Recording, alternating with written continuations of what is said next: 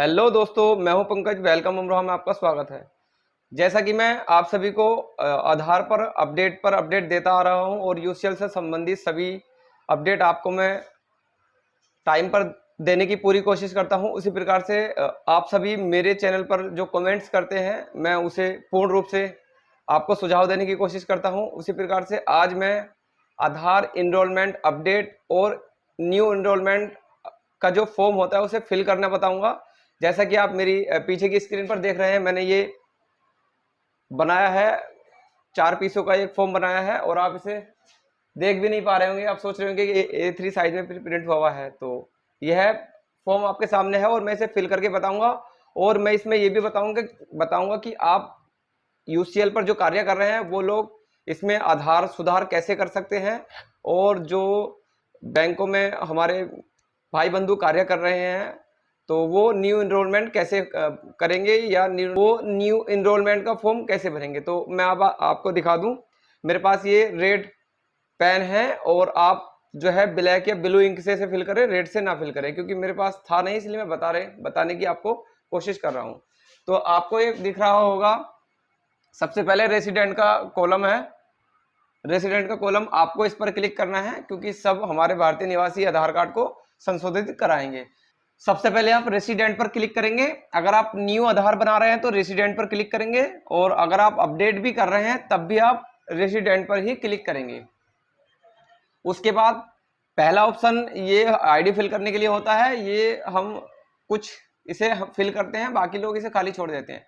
2 number का column होता है हमारा आधार नंबर एंटर करने के लिए, कि हम आधार कार्ड में क्या सही करा रहे हैं। अगर हम इनरोलमेंट करा रहे हैं तो हमारे पास आधार नंबर पहले से होगा नहीं, तो मैं पहले से यूसीएल पर फिल करके बता देता हूं, आधार अपडेट की प्रक्रिया बता देता हूं। उसके बाद मैं आपको न्यू इनरोलमेंट की प्रक्रिया बताऊंगा कि न्यू इनरोलमेंट में हम क्या क्या क्या चीज फिल करेंगे और अपडेट में हम क्या फिल करेंगे। जैसा कि मैंने रेसिडेंट पर क्लिक कर दिया है। रेसिडेंट पर क्लिक करने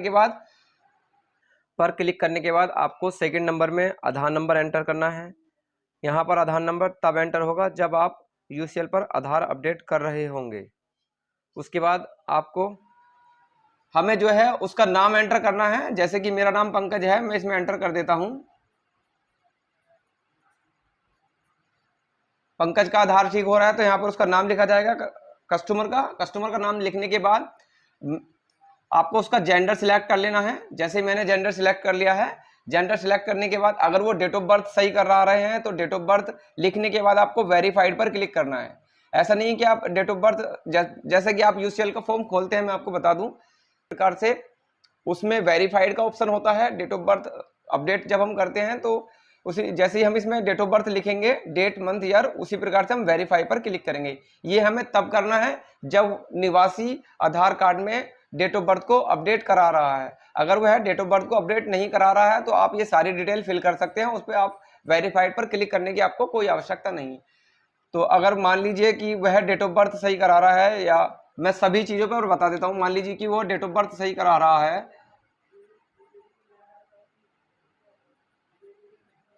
उसकी डेट ऑफ बर्थ ये है और वो ये मान लीजिए कोई स्टूडेंट है हमारे पास डेट ऑफ बर्थ अपडेट कराने के लिए आया, तो हमें उसकी डेट ऑफ बर्थ वेरीफाइड पर क्लिक करना पड़ेगा।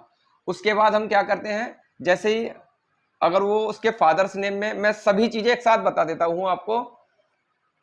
आप 1 बाय 1 भी कर सकते हैं, पर मैं 1 बाय 1 बनाऊंगा वीडियो तो काफी लंबा हो जाएगा। मैं एक साथ आपको सभी बता देता हूं, और आपके पास जिस चीज का कस्टमर हो आप उसे फिल कर लें। मैं आपको एक बार फिर बता दूं कि मैं जब आधार अपडेट करता हूं तब मैं सारा फॉर्म फिल करता हूं। कुछ लोग नहीं करते हैं तो वो उनकी राय है कि वो कैसे कार्य करें, पर मैं सारा फॉर्म फिल करता हूं। तो मान लीजिए कि वो डेट ऑफ बर्थ सही करा रहा है, तो अब डेट ऑफ बर्थ सही कराने के बाद उसका नाम यहाँ पर हो गया सेम, उसका नाम जैसे आधार कार्ड में है वैसा ही उसकी मार्कशीट में होना चाहिए, अगर वो मार्कशीट से सही करा रहा है। अगर उसका आधार में और मार्कशीट में नाम अलग है तो आपको मार्कशीट वाला नाम आधार में अपडेट करना पड़ेगा। तो अब यहाँ पर दोनों बातें कॉमन हो गई है। मैं नाम और डेट ऑफ बर्थ दोनों के लिए बता देता हूँ कि जैसे उसका नाम पहले कुछ और था या स्पेलिंग डिफरेंस थी, अब वो अपने नाम की स्पेलिंग यह देता है और वो साथ साथ डेट ऑफ बर्थ भी सही कराता है। तो अब इसे सबको ये आप ये फिल कर सकते हैं कि जैसे मैंने बताया कि मैं सारा फॉर्म फिल करता हूं, तो आप इसे फिल कर सकते हैं। फादर्स नेम उसका यहाँ पर आ जाएगा। अभी मैं इसे फिल करके तब बताऊंगा जब मैं एड्रेस सही करूंगा। तो पहले मैं अभी नाम और डेट ऑफ बर्थ पर बात कर लेता हूँ। यहाँ पर उसका फादर्स नेम आ जाएगा, जो भी उसके आधार कार्ड में है वो, उसका यहाँ पर हाउस नंबर आ जाएगा, लैंडमार्क आ जाएगा, विलेज, टाउन, सिटी आ जाएगा, और यहाँ पर रोड, स्ट्रीट, रोड जो भी है वो आ जाएगा, उसका जो भी उसका एड्रेस होगा। हालांकि विलेज में तो ये सब नहीं होते हैं, ऊपर वाले 2-3 कॉलम, बस विलेज से शुरू होता है। पोस्ट, डिस्ट्रिक्ट रह गया उसका, सब डिस्ट्रिक्ट भी लिख देते हैं, नहीं लिखते हैं कोई बात नहीं, स्टेट हो गया, और ईमेल, मोबाइल नंबर और पिन कोड हो गया। लगभग ग्रामीण क्षेत्र में तो ये आता है। और अर्बन की मैं बात करूं तो उनका हाउस नंबर भी होता है, उनका स्ट्रीट, रोड, लाइन भी होता है, लैंडमार्क भी होता है कि वो किसी मंदिर के पास हैं, या बड़े पोल के पास हैं, या स्ट्रीट लाइट के पास हैं, या फिर कोई धर्मशाला के पास है, तो यहाँ पर उनका लैंडमार्क आ जाएगा।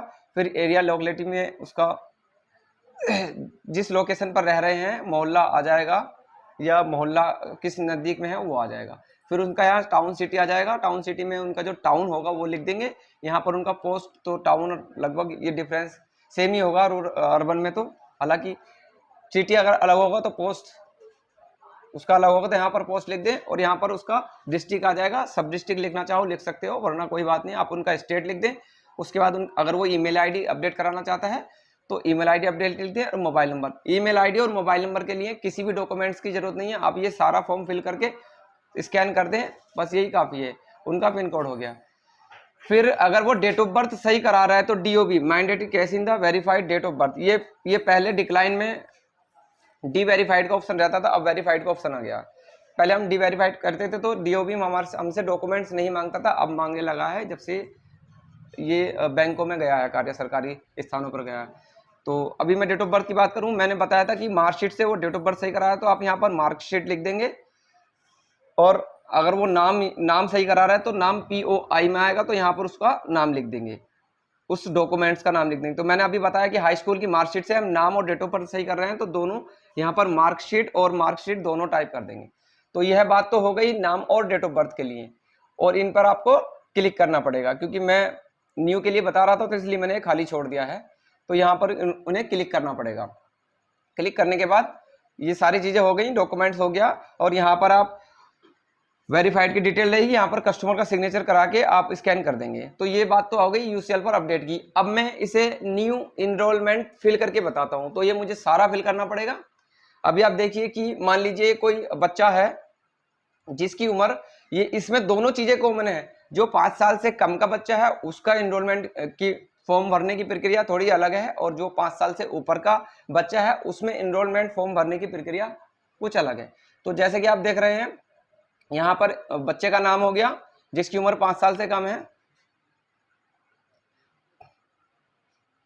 यहाँ पर मैं 2021 कर देता हूं, क्योंकि बच्चा अब 1 साल का है, 5 साल से कम का हो गया।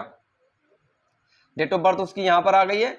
न्यू इनरोलमेंट के लिए पहला और दूसरे पॉइंट का 1, ये बिल्कुल भी कुछ नहीं करना है इसमें इनरोलमेंट के लिए, अगर हम नया आधार बनवा रहे हैं तो। फिर यहाँ पर उनका फादर्स नेम आ जाएगा। मैं बाकी डैश डैश कर देता हूं, और यहाँ पर उनका सिंह आ जाएगा। यहाँ पर सिंह आ गया, यहाँ पर विलेज आ जाएगा, जो भी गांव है।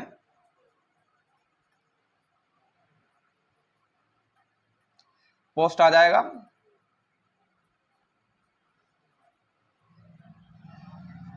डिस्ट्रिक्ट आ जाएगा इसमें। डिस्ट्रिक्ट आने के बाद सब डिस्ट्रिक्ट लिखना चाहो तो लिख सकते हो। सब डिस्ट्रिक्ट और डिस्ट्रिक्ट हमारी बिल्कुल सेम है, और इसी के नाम से मैंने अपना यूट्यूब चैनल बनाया हुआ है। यहाँ पर हमारा स्टेट आ जाएगा। उसके बाद अगर ईमेल आईडी कस्टमर देना चाहता है तो ईमेल आईडी दे सकता है, आप ईमेल आईडी दे सकते हैं। और मोबाइल नंबर अगर देना चाहता है, ये मैंने एग्जाम्पल के तौर पर मोबाइल नंबर डाल दिया। यहाँ पर पिन कोड आ जाएगा। पिन कोड आ गया है। अब उसके बाद अब देखिए यहाँ पर जो कॉमन बात रहती है, मैंने यहाँ पर कहा कि बच्चा 5 साल से कम है। अगर बच्चा 5 साल से कम है, जैसे कि मैंने डेट ऑफ बर्थ में बताया, बच्चा 5 साल से कम है, तो 7 नंबर कॉलम जो UCL पर कार्य कर रहे हैं या फिर जो आधार अपडेट कर रहे हैं, वो 7 नंबर कॉलम में कुछ नहीं रखते थे।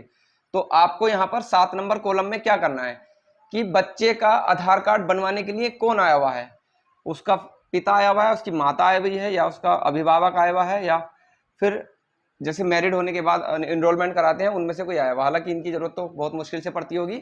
तो फादर्स, मदर्स और गार्डियंस में अगर कोई आधार कार्ड बनवाने के लिए आया तो उनकी डिटेल यहाँ पर रहेगी। हालांकि अब गार्डियंस पे भी आधार, मैंने सुना है, रिजेक्शन होने लगे हैं, लगभग कंफर्म नहीं कह सकता, पर सुना है कि अब मान लीजिए कि फादर्स या उसकी मदर्स आधार कार्ड बनवाने के लिए आई हुई है, तो क्या करना पड़ेगा, उनके फादर्स का यहाँ पर, बच्चे के फादर्स का यहाँ पर नाम लिखना पड़ेगा। मैं यहाँ पर एग्जाम्पल के तौर पर कर देता हूँ, ठीक है। यहाँ पर फादर्स का नाम आ गया, बच्चे का आधार कार्ड कौन बनवाने के लिए आया, उसका फादर्स बनवाने के लिए आया, तो फादर्स पर क्लिक करेंगे। फादर्स पर क्लिक करने के बाद फादर्स का यहाँ पर नाम आ जाएगा। उसके बाद वह किस आईडी से अपने बच्चे का आधार कार्ड बनवा रहा है, वो इनरोलमेंट स्लिप दे रहा है या हमें आधार नंबर दे रहा है, तो यहाँ पर उनका आधार नंबर आ जाएगा। मैं एग्जाम्पल पर कर देता हूँ,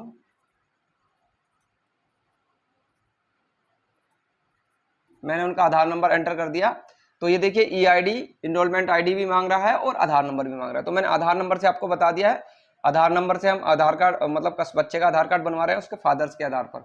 अब वो किस बेस पे आधार कार्ड मतलब वो बनवा रहा है, वो बनवा रहा है डॉक्यूमेंट बेस पर। तो यहाँ पर हम डॉक्यूमेंट बेस पर क्लिक करेंगे, क्योंकि बच्चे का जन्म प्रमाण पत्र है हमारे पास, हम जन्म प्रमाण पत्र से बच्चे का आधार कार्ड बना रहे हैं। अभी बात चल रही है 5 साल से कम के बच्चे की। अब उसमें क्या करना पड़ेगा हमें, उसने किस चीज की आईडी दी, केवल वो जन्म प्रमाण पत्र हमें दे रहा है, आइडेंटिटी प्रूफ, पीओआई और पीओए नहीं दे रहा है हमें। तो उसके लिए हम क्या करेंगे, तो 2021 उसकी डेट ऑफ बर्थ है, उसने हमें क्या दिया, बर्थ, तो बर्थ सर्टिफिकेट दिया, तो यहाँ पर हम बर्थ सर्टिफिकेट लिख देंगे। मैं लिख देता हूं यहाँ पर सर्टिफिकेट भी लिख दें, सर्टिफिकेट भी हो गया, बर्थ सर्टिफिकेट हमें वो दे रहा है। उसके बाद अभी मैं फिर बता दूं कि हम 5 साल से कम के बच्चे की बात कर रहे हैं, तो यहाँ पर 8 नंबर हो गया कि उसने क्या दिया। अब बात कर लेते हैं कि 9 नंबर कॉलम, 9 नंबर कॉलम अगर 5 साल से बच्चा कम का है तब भी भरा जाएगा, और 5 साल से बच्चा ज्यादा उम्र का है तब भी भरा जाएगा। वो किस बेस पे भरा जाएगा, क्योंकि बच्चे ने हमें बर्थ सर्टिफिकेट दिया है, बर्थ सर्टिफिकेट केवल डेट ऑफ बर्थ को प्रूफ करता है, आइडेंटिटी प्रूफ और पीओए प्रूफ ऑफ एड्रेस को प्रूफ नहीं करता है। तो उसके लिए हम क्या करेंगे, उसके जो फादर्स का एड्रेस है वो हम उनकी आईडी से उठाएंगे। तो 9 नंबर का कॉलम भरेंगे, 9 नंबर के कॉलम में हमें आधार नंबर उनका एंटर कर देना है। आधार नंबर ये है उनका, आधार नंबर मैंने एंटर कर दिया है। वीडियो को बिल्कुल भी स्किप ना करें, आपको समझने में थोड़ी दिक्कत हो जाएगी। उनका आधार नंबर एंटर कर दिया। आधार नंबर एंटर करने के बाद